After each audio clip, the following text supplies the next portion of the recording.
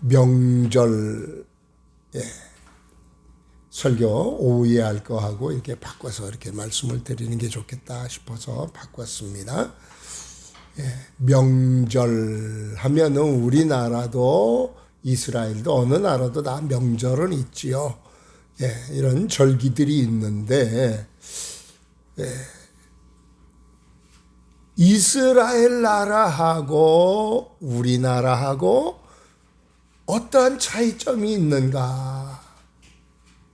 명절 되면은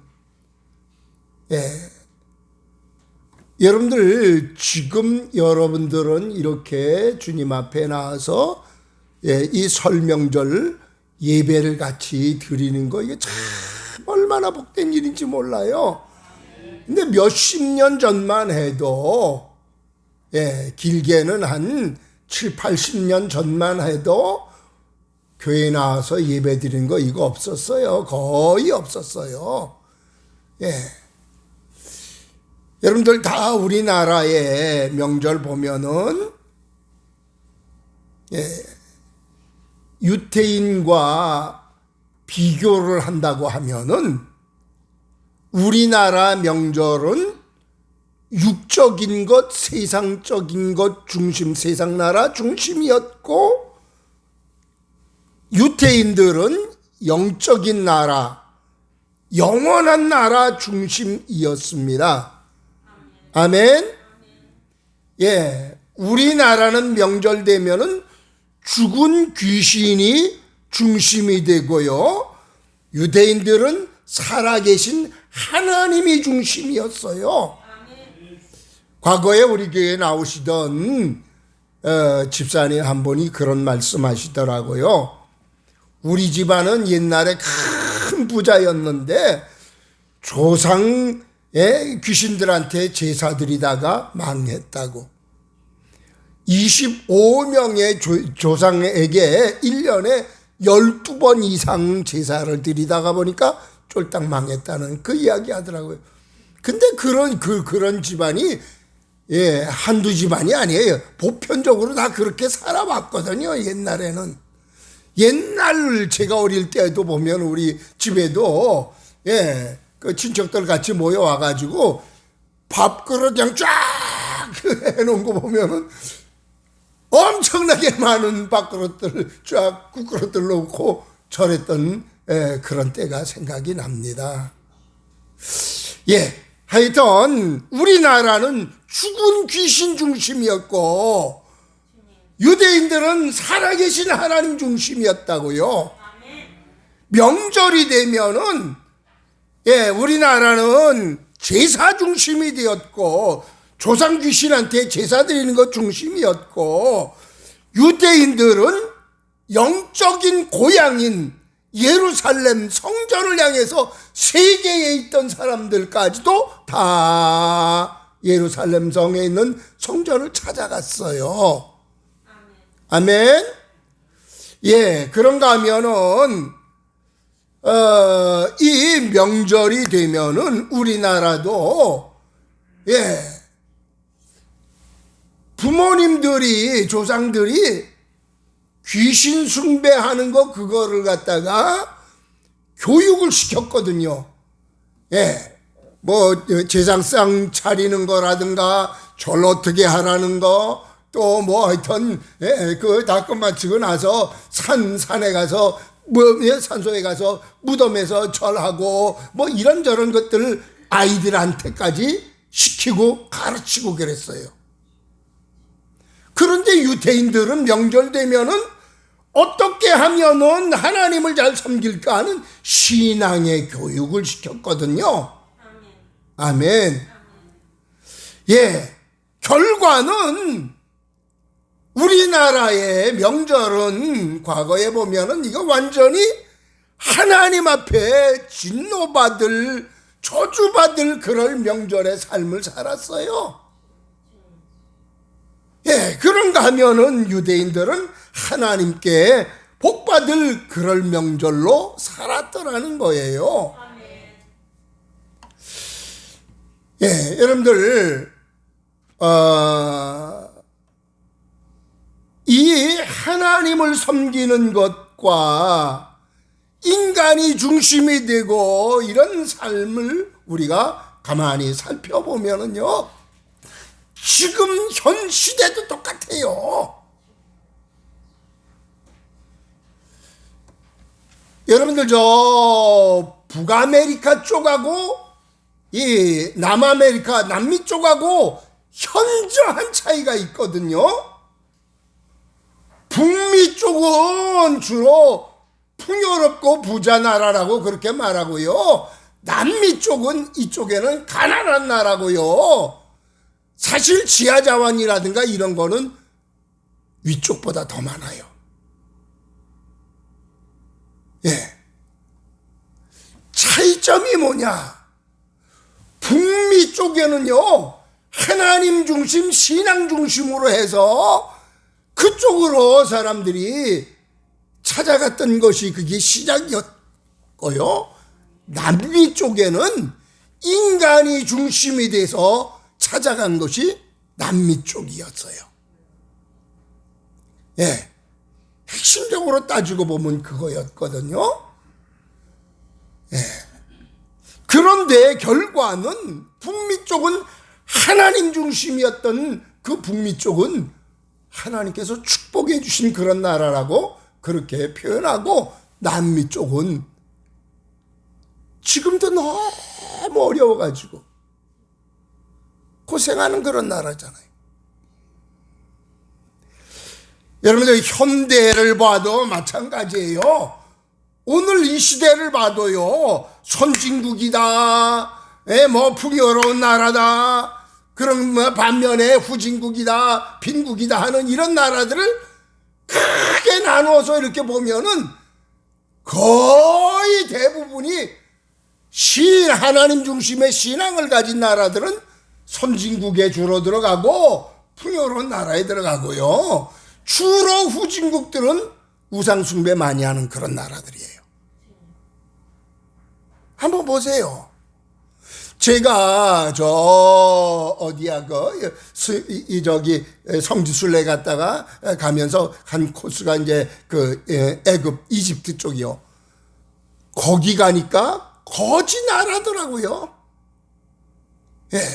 그래서 와서 제가 책을 사가지고 그쪽 나라에 대해서 책을 사가지고 세계를 가다라는 그 책을 보니까 그 나라는 거지도 아무나 못해 먹어요. 예. 거지 회사가 이게 있어가지고, 단체가 있어가지고요, 여기 가입해야 돼, 다. 근데 거기를 얼마나 제가 크게 인상받았던 것이, 이슬람 그 사원들이 얼마나 다닥다닥하게 많은지 깜짝 놀랐어요. 우상숭배를 그렇게 많이 하는 그런 나라이었기에 더욱더 그렇더라는 결론이 나오더라고요. 예. 자, 여러분들, 우리나라도 사실 따지고 보면은 7, 80년 전, 100년 전 이때에 이후에 현저하게 달라져가지고 오늘날 다른 나라의 후진국들이 우리나라에 와서 뭐 1년, 2년, 몇 년 살아가지고 돈 벌어서 자기네 나라에 가서 떵떵거리고 산다는 그런 이야기를 우리가 듣잖아요. 우리나라가 어떻게 이렇게 획기적으로 바뀌어졌어요? 예, 제가 쓴 책에 풍요를 찾아서라는 그런 기도원 책이라든가 아니면은 칼빈 자료 100년사라든가 이런 책들 통계 도표를 내면서 그것을 통해서 거기에도 제시해 놓은 것이, 하나님을 제일 많이 적극적으로 찾던 때가 바로 획기적으로 하나님께서 축복해 주시던 70년대 80년대 이쪽 그때였어요. 그 이후로 하나님께서 현저하게 달라졌지, 그 이전에는 세계에서 제일 못 사는 나라 중에 한 나라로 우리나라도 들어가 있었거든요. 하나님을 제일 많이 그렇게 열심히 찾고 열심히 그냥 기도하고 거의 큰 교회들 기도원 하나씩 다 가지고 있다고 할 정도로 그렇게 막 하나님 앞에 열심히 기도하고 하나님을 찾던 그때부터 하나님께서 우리나라를 획기적으로 바꾸어 주셨더라는 겁니다. 아멘. 하나님을 제대로 찾고 하나님 중심으로 살면은 하나님의 은혜의 힘으로 살고요. 인간 중심이 되어지고 이게 우상 중심이 되어지고 이렇게 되어지면은 하나님의 진노밖에는 받을 길이 없다는 사실입니다. 아멘. 사실 제가 성지순례 가서 이스라엘 보고 실망을 많이 했었거든요. 성경에 보면은 이스라엘 나라 가리켜서 성경에 보면 뭐 젖과 꿀이 흐르는 뭐 땅이니 뭐 이런 소리를 했는데, 근데 거기 가보니까 땅도 이게 너무 조그맣고요. 그 이스라엘 나라, 우리나라 저 뭐 강원도보다도 더 작다 그러지 아마. 그런가 하면은 가서 제일 많이 본 게 돌이 왜 그렇게 많은지. 아니 뭐 무슨 젖과 꿀이 흐르는 땅이 돌이 그렇게 많은지. 뭐 이게 나라 거의 전체가 그냥 돌투성이에요. 그런가 하면 그 나라는요, 전쟁을 얼마나 많이 치른 나라인지 몰라요.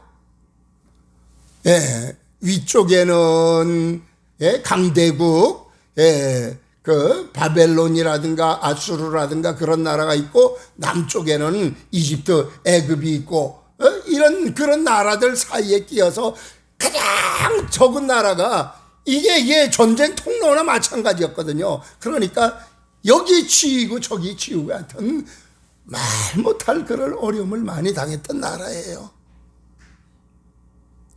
그런가 하면은 이 나라는 주 70년 이후에 로마한테 망해가지고 세계로 다 흩어졌던 나라잖아요. 그런데 우리나라하고 비슷하게 해방을 맞고 이렇게 돼서 세계에 흩어졌던 사람들이 다 다시 모여들어가지고 새롭게 시작을 한 나라, 이스라엘 나라잖아요.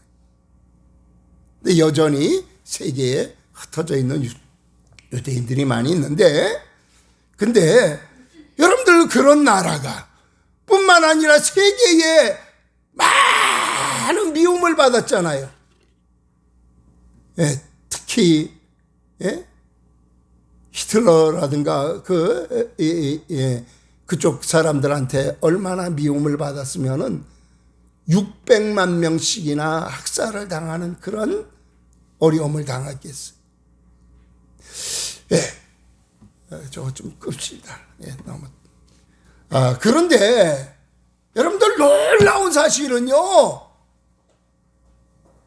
하나님은 약속을 하기를 하나님 중심으로 하나님이 원하시는 말씀을 따라서 살면은 하나님께서 세계적인 민족이 되게 해주고 세계적인 부여자가 되게 해주고 머리가 될지언정 꼬리가 되지 않겠다고 약속하셨거든요. 하나님께서 출애굽기 28장에도 보면은 그런 약속들을 하신 것이 그대로 성취됐다는 것을 알 수 있습니다. 여러분들 주 70년 그때에는 예수님을 십자가에 못 박으면서 그 피값을 우리와 우리 후손들이 다 받겠다 그래가지고 하나님께서 뒤들에 쳐가지고 로마한테 당해서 세계적으로 다 흩어졌잖아요. 근데 그들이 다른 때도 그랬지만은 바벨론에게 포로로 잡혀갔을 때도 그렇고 애굽에 가서 고생할 때도 그렇고 그들이 돌아오고 이렇게 할 때는 하나님 앞에 많이 눈물로 회개하고 이렇게 했을 때 하나님께서 다시 회복시켜 주시는 이 은혜를 주셨는데, 여러분들 그렇지만은 그 오랜 세월 2000여 년 동안이나 세계에 흩어져서 살던 그 민족이 다시 모여서 어떻게 통일 문화를, 통일 언어를 사용할 수 있겠어요? 불가능한 일이에요. 우리나라도 세계로 많이 흩어졌잖아요. 근데 보면은 뭐 2, 3세대 흘러가면은 벌써 언어 다 잊어먹어요, 우리나라. 우리나라 말 다 잊어먹잖아요. 그대로 간직하고 있는 사람 그렇게 많지 않거든요. 문하고 뭐고 다 잃어버릴 텐데 2000년이나 걸치는 이런 오랜 세월 세계에 흩어져 있다가 다시 모였는데 동일한 문화 속에서 동일한 언어를 사용한다. 하나님의 역사가 아니면 그렇게 될 수가 없는 거거든요. 하나님이 약속을 지키시는데 강권적으로 그렇게 역사하시고 그렇게 복되게 주셨더라는 겁니다. 여러분들 사실 보면은 세계의 경제권 유태인들이 다 갖고 있잖아요. 세계의 배대 기업의 40%가 유대인이고요. 다이아몬드 시장에는 98%가 유대인이 갖고 있고요. 유대인들이 미국 중앙은행격인 연방준비은행장 역대 15명 중에 11명이 유대인이라 그러고요. 하여튼 경제, 세계적인 경제 이거 유대인들이 다 쥐고 있어요. 그런가 하면은 지혜 지식적인 그런 면에 있어서 특별히 노벨상 그거 세계적으로 보면은 3분의 2는 유대인들이 갖고 있잖아요. 유대인들이 받았잖아요. 화학상 27명, 경제상 20명, 문학상 12명 등 150명이나 되는 사람이 노벨상 받았어요. 우리나라는 하나밖에 없잖아. 뭐 전에 듣는 이야기에 의하면은 뭐 그것도 돈으로 뭐 얻었다 그런 소리가 있는데 하여튼 우리나라 하나밖에 없는데 그 나라는 150개가 넘어. 자, 여러분들 하버드 대학교 3분의 1이 유대인이고요. 그리고 IT 기술은 세계에서 절반이 유대인들이 다 잡고 있대요. 핵보유 세계에서 8개국 핵보유국 8개국 중에 이스라엘 그 유대인들이 들어가 있고요. 그런가 하면은 정신적인 면에 있어서도 그렇잖아요. 저 아랍 사람들 연합국들이 5개국 연합국들이 선제 공격해서 이스라엘 그냥 삼켜버리려고 했는데 유대인들한테 졌잖아요.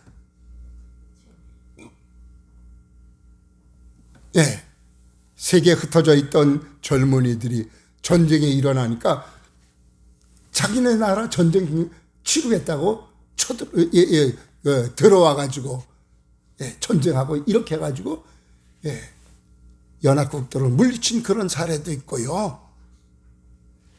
하여튼 정신적인 면에 있어서도 그 어느 나라도 침범하지 못할 정도로 그런 그 정신적인 무장이 되어 있는 나라고요. 농업적인 면에 있어서도 유태영 박사가 그 나라에 가서 교수하고 돌아와서 우리나라 새마을 운동할 때 이끌었던 그런 분이잖아요. 그분이 TV에 나와서 강의할 때 그런 얘기 하더라고요.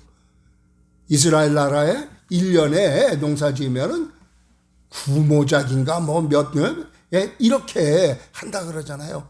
우리나라는 그저 많이 해봤자 2, 3모작 정도 그렇게 농사 짓잖아요. 근데 요새는 조금 우리나라도 달라져 갑니다만은 농업적인 면에도 그렇고요. 또 한 가지 놀라운 것은 석유가 2000년대에 들어와 가지고 하나님께서 이제 현저하게 많이 세계에서 첫째니 둘째니 할 정도로 석유가 많이, 가스가 많이 나오게 해주시더라고요. 예, 홍해바다 그 앞쪽에 그쪽에서 솟아나오게 해주시고, 골랑공원 거기서 솟아나오게 해주고, 사해바다 거기서 솟아나게 해주시고, 이게 돌밖에 없는 것 같은 그런 나라에 세계에서 제일 많은 그런 가스나 석유나 이런 것이 생산되도록 그렇게 해 주셨더라는 겁니다. 하나님의 약속이 거짓이 아니라는 것을 이런 저런 것들을 통해서 다 보여주신다는 거예요. 인간 중심, 우상 중심, 이런 것 중심이 아니라 하나님 중심으로 살아가는 그런 백성들에게 있어서는 하나님께서 이렇게 복되게 해주신다고 그렇게 약속했던 그런 약속들이 그대로 이루어지는 것을 보여주시는 것이라는 사실입니다. 아멘. 바로 그 나라가 우리나라 6.25 때에도 도와준 나라가 이스라엘이고요. 우리나라가 이 유행병으로 심하게 어려움 당할 그때에 돈 대줬던 나라가 그들이에요. 그래서 우리나라가 유행병도 과거에 많은 유행병 걸려서 죽고 그랬었는데 그 해결했던 것도 그들의 도움이 있었다는 사실입니다. 전체적으로 우리가 이제 보면은 여러분들 죽은 귀신 중심, 우상숭배 중심, 세상 중심, 이게 아니라 하나님 중심이 되어질 때에 하나님께서 책임지시고 복되게 해주신다는 사실을 우리 잊지 말아야 될 것입니다. 아멘. 과거에처럼, 여러분들 안 그러시겠지만 과거에처럼 죽은 귀신들, 죽은 조상 중심이 아니라 살아계신 부모님들 중심으로 살아야 되는 거예요. 아멘. 부모님한테 살아생전에는 불효하다가 이제 아주 돌아가신 다음에 제일 효도하는 것처럼 큰 소리 치고 하는 사람들이 많은데, 돌아가신 다음에 잘하려고 하지 말고 살아계실 때 잘해야 되는 거예요. 아멘. 뿐만 아니라 우리가 조상 귀신 받아먹으라는 식으로 이렇게, 또한 조상 귀신이 돼가지고 받아먹겠다는 그런 중심으로 사는 그런 신앙 생활이 아니라, 후손에게까지라도 내가 마음껏 베풀고 후손 복받게 해주어야 되겠다는 그런 자세로 우리가 살아갈 수 있게 되기를 주님의 이름으로 축원합니다. 그러기 위해서는 죽은 교육이 아니라, 저주받을 교육이 아니라 산 신앙을 자녀손들에게도 심어줘서 자녀손들이 복되게 주어야 될 줄 믿습니다. 아멘. 그래서 성경에 나오듯이 나는 우리 부모님이 심은 열매 따먹는다는 그런 말을 들을 수 있을 정도로 우리가 그렇게 살아갈 수 있기를 바랍니다. 나아가서는 우리가 세상 나라 중심이 아니라 영원한 나라 중심, 하늘나라 중심으로 영원히 복된 삶을 중심으로 살아가는 우리 되어질 수 있기를 주님의 이름으로 축원합니다. 아멘. 우리 성경 찾아서 한번 읽어보고 마치도록 하겠습니다. 성경 말씀 신명기 28장, 신명기 28장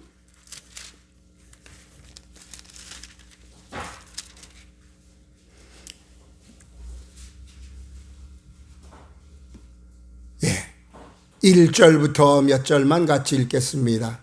시작. 내가 내 하나님 여호와의 말씀을 삼가하고 내가 오늘 내게 명령하는 그의 모든 명령을 지켜 행하면 내 하나님 여호와께서 너를 세계 모든 민족 위에 뛰어나게 하실 것이라. 내가 내 하나님 여호와의 말씀을 순종하면 이 모든 복이 내게 임하며 내게 이르리니 성읍에서도 복을 받고 들에서도